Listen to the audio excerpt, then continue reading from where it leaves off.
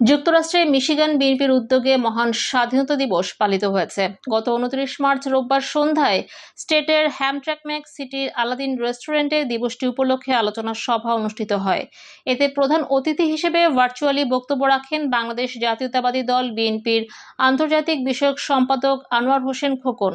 অতীতের মতো দলের সুদিনেও সবাইকে ঐক্যবদ্ধ থাকার আহ্বান জানিয়ে তিনি বলেন, প্রবাসী থেকেও দেশের গণতন্ত্র পুনরুদ্ধার এবং স্বাধীনতা দিবসের চেতনাকে সমুন্নত রেখে চলেছেন প্রবাসী নেতাকর্মীরা। এ সময় মিশিগান বিএনপির নতুন পূর্ণাঙ্গ কমিটি শীঘ্রই ঘোষণার ইঙ্গিত দেন তিনি। মিশিগান বিএনপির সাধারণ সম্পাদক সেলিম আহমদের সঞ্চালনায় এতে সভাপতিত্ব করেন সংগঠনের সভাপতি দেওয়ান আকমল চৌধুরী। শুরুতে কোরআন তেলাওয়াতের মাধ্যমে সভার আনুষ্ঠানিকতা শুরু হয়। এতে বক্তব্য রাখেন মিশিগান বিএনপির সাবেক উপদেষ্টা ইউসুফ কামাল, নুরুল হক, সৈয়দ ইকবাল হোসেন চৌধুরী বকুল, সাবেক ইউপি চেয়ারম্যান জিলাল উদ্দিন, রাজু তালুকদার, ওমর আশরাফ ইমন, সিলেট মহানগর ছাত্রদলের সাবেক সাংগঠনিক সম্পাদক ওয়াসিমুজ্জামান চৌধুরী রনি, হেলাল আবেদিন সহ আরো অনেকে।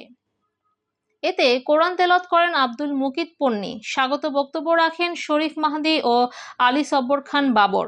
এতে বিএনপি সহ যুবদল, স্বেচ্ছাসেবক দল ও ছাত্রদলের স্থানীয় নেতৃবৃন্দ উপস্থিত ছিলেন। Desk news, Shark TV.